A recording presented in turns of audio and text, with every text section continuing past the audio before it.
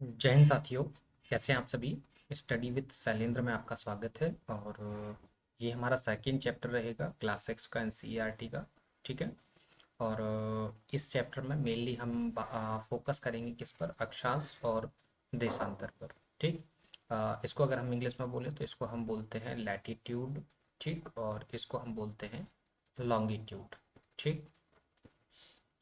Clear, ये आपको समझ में आ गया होगा कि अक्षांश जो होगा वो लैटिट्यूड होगा और देशांतर जो होगा वो लॉन्गिट्यूड होगा। ठीक। यहाँ पर एक चीज़ आपको क्लियर कर देते हैं। ये जो अक्षांश और देशांतर है, क्या है? अक्षांश और देशांतर, इनको हम अलग अलग टाइम पर अलग अलग चीज़ों से प्रोनाउंस करेंगे। जैसे कि कई बार हम अक्षांश और देशांतर को एक रेखा के रूप में भी प्रेजेंट करेंगे। हम इसको अक्षांशीय रेखा और देशांतरीय रेखा के रूप में भी प्रेजेंट करेंगे। इसके अलावा इसको हम एक व्रत के रूप में भी जो है वो प्रेजेंट करेंगे। कई बार हम इसको अक्षांश व्रत और देशांतरीय व्रत भी जो है वो कहेंगे। ठीक। अब कब कब इनको क्या क्या कहा जाएगा वो हम आगे बात करेंगे। फिलहाल दो चीज़ें आपको अपने माइंड में रखना है कि अक्षांश और देशांतर को हम रेखा भी कहेंगे, व्रत भी कहेंगे। अब कब किस मौके पर इसको हम रेखा के रूप में प्रेजेंट करेंगे और कब हम इसको व्रत के रूप में प्रेजेंट करेंगे, ये चीज़ें हम आगे डिस्कस करते हैं। ठीक। चलें तो स्टार्ट करें। देखिए, ये आपको मालूम है कि हम अपने प्रीवियस वीडियो के अंदर ये बात कर चुके हैं कि पृथ्वी जो है वो गोल नहीं है। पृथ्वी कैसी है? चपटी है। कैसी है? पृथ्वी जो है वो चपटी है अपने ध्रुवों पर। ठीक। ध्रुवों पर कैसी हो जाती है? चपटी हो जाती है, मतलब बिल्कुल जाके मिल जाती है। क्लियर। जैसे कि आपने अगर अपने घर पे ग्लोब देखा होगा तो ये देखो ग्लोब है, तो ये ध्रुव है। ये क्या नज़र आ रहे हैं आपको? ये ध्रुव नज़र आ रहे हैं। ठीक है। इसमें एक बीच में एक पिन डली रहती है ऐसी। तो ये इसका क्या हो जाता है? अक्ष हो जाता है। और यहाँ पर इस पॉइंट पर और इस पॉइंट पर जाकर पृथ्वी जो है वो कैसी हो जाती है? चपटी हो जाती है। ठीक। और याद रखिएगा, आपको प्रीवियस वीडियो के अंदर हमने बताया था shape of earth. Shape of earth बताया था कि पृथ्वी की आकृति कैसी है, ये आपको बताया था। तो पृथ्वी की जो आकृति है उसको हम जियोड बोलते हैं। क्या बोलते हैं? जियोड बोलते हैं। तो इसको आप याद रखिएगा कि अब से कई बार एग्जाम में पूछा जाता है। आप अक्सर पूछे आपसे पूछा जाएगा पृथ्वी का आकार कैसा है, आप बोल देंगे नहीं वो तो गोलाकार है। या आप बोल देंगे अंडाकार है, या कुछ भी any of the shape name आप बताते हैं तो वो नहीं बताना है। आज से याद रखना है कि जो पृथ्वी की आकृति है या पृथ्वी का जो आकार है वो कैसा है? जियोड है। ठीक। तो ये चीज आपको याद रखना है। आज से एक नई चीज आपको सीखने के लिए मिल चुकी है। ठीक। क्लियर, ये आपको समझ में आ गया है। नेक्स्ट, आगे हम बात करें तो याद रखिएगा कि जो पृथ्वी है, पृथ्वी का लघु रूप जो है उसको हमने ग्लोब कहा है। ठीक। क्या कहा है उसको हमने? ग्लोब कहा है। ठीक। ग्लोब जो है वो पृथ्वी का एक छोटा सा रूप है।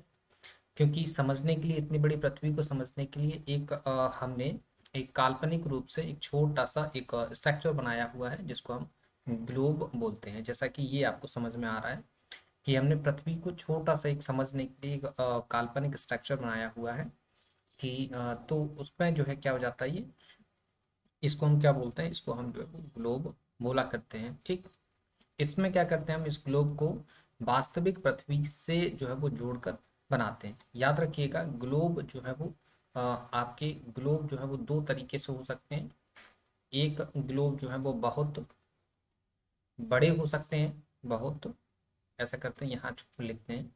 ग्लोब की हम बात कर रहे हैं तो ग्लोब आपको बहुत बड़े भी हो सकते हैं, बहुत बड़े भी हो सकते हैं, और छोटे भी हो सकते हैं, छोटे भी हो सकते हैं। लाइक आपके इतने छोटे कि वो पॉकेट में आ जाएं, या बोल सकते हैं बलून्स के टाइप में। बलून्स के टाइप में जो है वो ग्लोब आपको देख सकते हैं। बहुत बड़े की बात करें तो इतने बड़े भी ग्लोब हो सकते हैं जिनको जिनका ट्रांसपोर्टेशन आसान ना हो। ठीक है, तो इस टाइप से भी हम ग्लोब्स को डिफाइन कर सकते हैं। देखो यहाँ पे लिखा है बड़े ग्लोब भी हो सकते हैं जिनको एक स्थान से दूसरे स्थान तक नहीं ले जा सकते हैं। इतने छोटे भी हो सकते हैं कि जिनको हम पॉकेट में रख के ले जा सकते हैं, लाइक गुब्बारे और जैसे भी आपके जो ग्लोब है वो हो सकते हैं जिनको हम एक स्थान से दूसरे स्थान तक आसानी से ले जा सकते हैं। ठीक, लेकिन याद रखना है,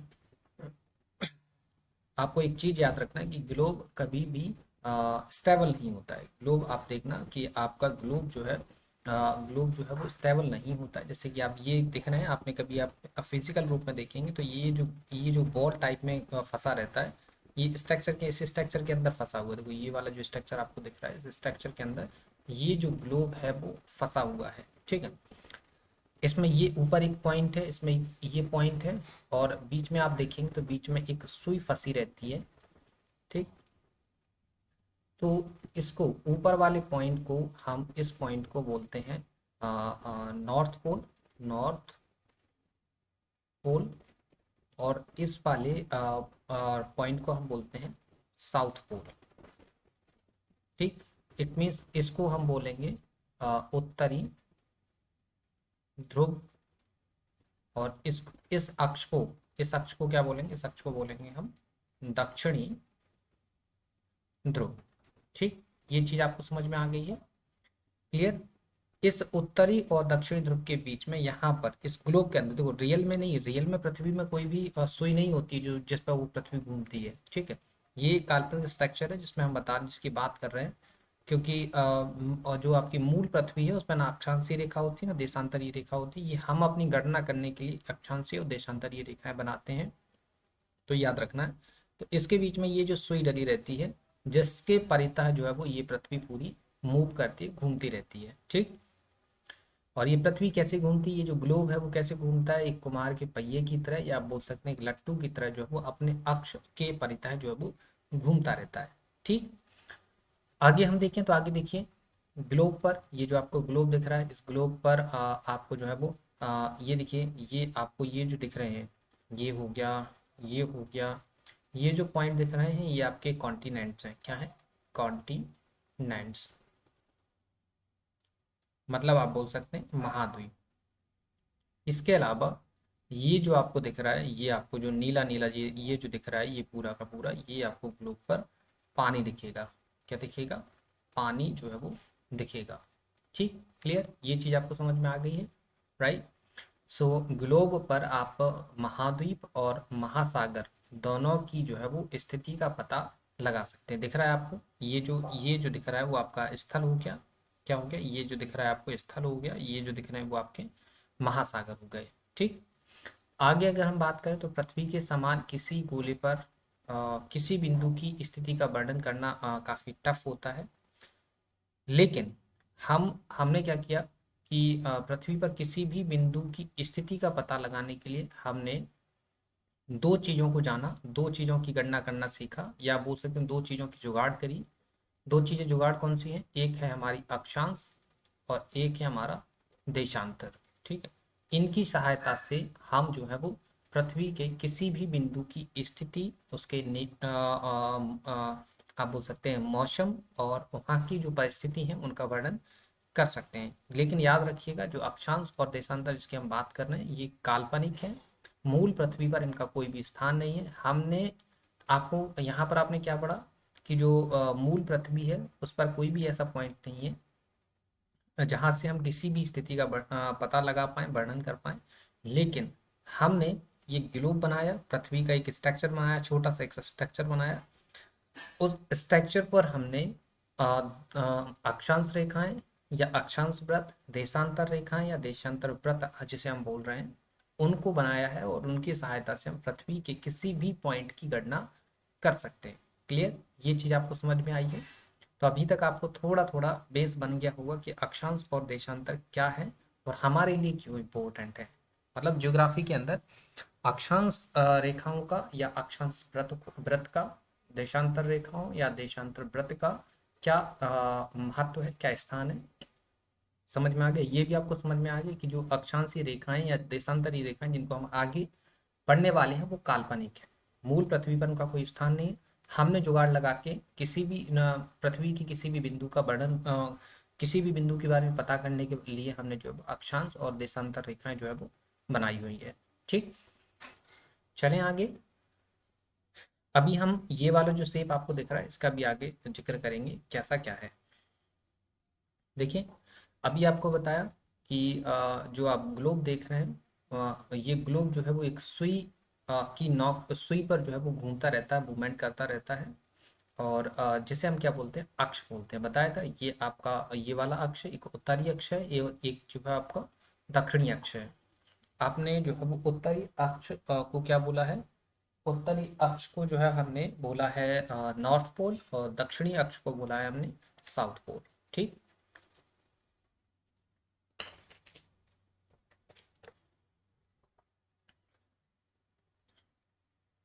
अभी आपको इतना समझ में आ गया।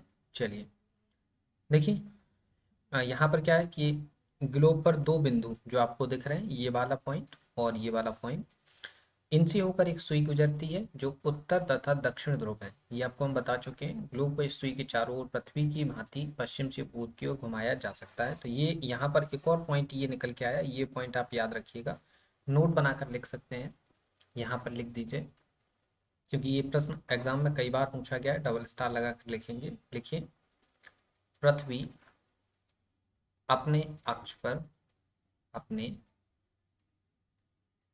अक्ष पर पश्चिम से पूर्व की ओर घूमती है। ठीक, ये पॉइंट आपको याद रखना है, ये प्रश्न एग्जाम में पूछा जाता है। ठीक है, चलिए तो इसको हम एक बॉक्स के अंदर लिख देते हैं ताकि आपको याद रहेगा। ठीक है, चलिए आगे की ओर हम बात करें। अभी आपको बताया ये जो अक्ष है जिस पर ये जो अक्ष है जहाँ से एक सुई निकलती है, जिस पर हमारी जो है वो पृथ्वी घूमती है, ये एक काल्पनिक रेखा है। इसको हमने एक काल्पनिक रेखा के रूप में माना हुआ है, और यही काल्पनिक रेखा जो है वो देशांतर रेखा कही जाएगी, ये आपको याद रखना है। ठीक, तो आप देखिए जरा, पृथ्वी जो है वो अ, इस ये वाली जो सुई है आपको दिख रहा होगा, ये वाली जो सुई है, ये जो सुई यहाँ से निकल रही है जिस पर पृथ्वी जो है मूवमेंट कर रही है, ये सुई क्या कर रही है, ये सुई जो है वो, आप ध्यान से अगर आप देखें टू डी डायमेंशन में, 2D में अगर आप इस पिक्चर को देखें तो इसमें आपको पृथ्वी के दो शेप नजर आ रहे होंगे।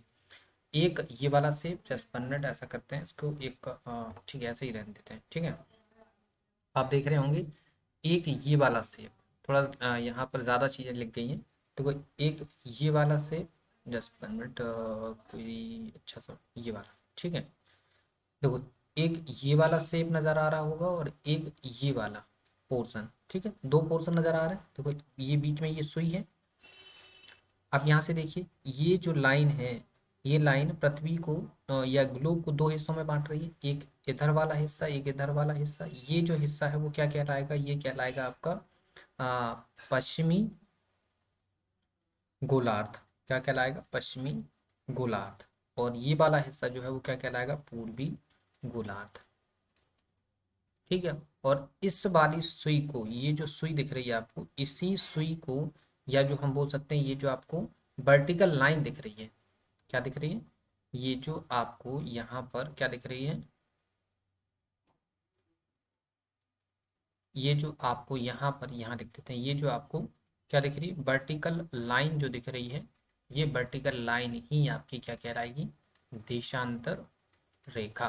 क्या कहलाएगी, देशांतर रेखा। तो आपको समझ में आ गया कि ये जो वर्टिकल लाइन दिख रही है वो आपकी क्या है, देशांतर रेखा है।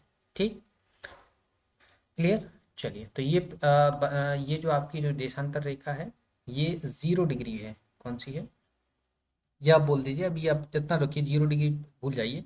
अभी आप इतना याद रखेंगे, ये वाली जो देशांतर रेखा है जिस पे आपकी जो ग्लोब है वो मूवमेंट कर रहा है, या जो ग्लोब दोनों तरफ घूम रहा है, चारों तरफ घूम रहा है, वो रेखा पृथ्वी को दो हिस्सों में बांटेगी, एक पश्चिमी गोलार्ध और एक पूर्वी गोलार्ध। ठीक है, ये आपको समझ में आ गया, क्लियर।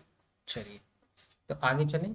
तो इसके अलावा एक और चीज़ आप ध्यान से देखेंगे, एक अन्य काल्पनिक रेखा है जो ग्लोब को दो भागों में बांटती है, इसे हम विषुवत वृत्त या विषुवत रेखा भी बोलते हैं। विषुवत रेखा जो है वो उसको बोलते हैं। विषुवत वृत्त कब बोलेंगे? जब हम बात करेंगे 3D स्ट्रक्चर की, और विषुवत रेखा कब बोलेंगे? जब हम बात करेंगे 2D स्ट्रक्चर की। ठीक, एक बार आप इसको देख लीजिए, विषुवत वृत्त और किसको, ये तो आपको समझ में आ गया है, ये ग्लोब समझ में आ गया है। अब विषुवत वृत्त को और आप जो है वो देख लीजिए। ठीक है, अगर हमारे पास यहाँ स्ट्रक्चर है तो हम ये रहा। ठीक है, अब देखिए ये आपका पृथ्वी है। यहाँ हमने क्या किया था अभी प्रीवियस, जो ऊपर वाला ये वाला जो पोर्शन था, इसमें क्या किया था हमने, पृथ्वी को ऐसे काटा था, ऐसे काटा था, और इसको हमने नाम दिया था क्या, इसको नाम दिया था हमने देशांतर रेखा, दिया था। अब ध्यान से देखिए, तो हमने इस वाले गोलार्ध को नाम दिया था पश्चिमी गोलार्ध, जबकि इस वाले हिस्से को नाम दिया था हमने पूर्वी गोलार्ध। ठीक, अब देखिए यहां से ध्यान से देखिए, एक ये वाली लाइन जा रही है, दिख रही है ये वाली लाइन आपको, जहाँ पे ये 0 डिग्री लिखा हुआ है, ये जो लाइन जा रही है तो रेड से ड्रॉ करते हैं। देखिए ये वाली जो लाइन आपको दिख रही है रेड और रेड, ये लाइन भी क्या कर रही है, पृथ्वी को, या बोल दीजिए, पृथ्वी मत बोलिए, ग्लोब लिखिए तो ज्यादा सही रहेगा, है ना। यहाँ लिखिए, ग्लोब को दो हिस्सों में बांटती है। ठीक, और ये लाइन कैसी दिख रही है, ये तो आपको कैसी लाइन थी, ये थी वर्टिकल लाइन, जिसे हम क्या बोलते हैं, ऊर्ध्वाधर, ऊर्ध्वाधर। ठीक है, जबकि ये जो लाइन है वो कैसी है, हॉरिजॉन्टल है, हॉरिजॉन्टल लाइन। ठीक, हॉरिजॉन्टल लाइन है, तो आपने ये, आपको पता चल गया कि आपकी ये वाली जो रेखा है इसको नाम क्या दिया था, इसको नाम दिया था हमने देशांतर रेखा, और इस वाली 0 डिग्री लाइन को नाम देंगे हम अक्षांश रेखा। तो आपको जितनी भी यहाँ पर ये जो रेखाएं नजर आ रही हैं, ये वाली इधर से इधर के लिए, आपकी जो पश्चिम से पूरब की ओर जितनी भी रेखाएं जा रही हैं, पश्चिम से पूरब की ओर जितनी भी रेखाएं जा रही हैं, मतलब यहाँ लिख दीजिए कितनी, क्या ले जा रही हैं, पश्चिम से पूरब की ओर जो रेखाएं जा रही हैं वो सभी रेखाएं अक्षांश रेखाएं हैं। और ये जो 0 डिग्री की लाइन है, यही लाइन आपकी क्या है, विषुवत रेखा है। क्या है, विषुवत रेखा है, या इसे हमने विषुवत वृत्त का नाम दिया है। ये विषुवत रेखा कब होगा, जब 2D की बात करेंगे, और ये कब होगा, जब 3D की बात हम करेंगे। ठीक, क्लियर। तो आपको क्या समझ में आया कि आपको यहाँ सबसे ऊपर आइए जरा, कि ये वाली जो लाइन आपको रेड रेड लाइन दिख रही है, ये लाइन है आपकी 0 डिग्री, और इसको नाम दिया था हमने विषुवत रेखा। ठीक, सेम यहाँ से यहाँ तक जो लाइन दिख रही है, ये जो लाइन है वो आपकी क्या होगी, इसको हम बोलेंगे देशांतर रेखा। ठीक, विषुवत रेखा इसका नाम है, वैसे एक्चुअल में है क्या, ये है 0 डिग्री अक्षांश। क्या है, 0 डिग्री अक्षांश रेखा। तो आपको दिख रहा है जितनी भी हॉरिजॉन्टल लाइंस आपको दिख रही हैं, ये लाइन हो गई, ये लाइन हो गई, ये लाइन हो गई, ये लाइन हो गई, ये सारी की सारी जितनी भी आपको हॉरिजॉन्टल लाइंस दिख रही हैं, वो सारी की सारी क्या है, ये है आपकी अक्षांश रेखा। तो आपको क्या समझ में आ रहा है कि जितनी भी वर्टिकल्स लाइन होंगी ग्लोब पर, वो सारी की सारी लाइंस क्या होंगी, अक्षांश रेखा कहलाएंगी, या लैटिट्यूड लाइंस कहलाएंगी। क्या कहलाएंगी, लैटिट्यूड लाइंस जो है वो कहलाएंगी। ठीक है, सिमिलर आपको यहाँ पर देखिए काफी सारी ऐसी लाइंस दिख रही हैं, वर्टिकल लाइंस दिख रही हैं, दिख रही हैं ये वाली,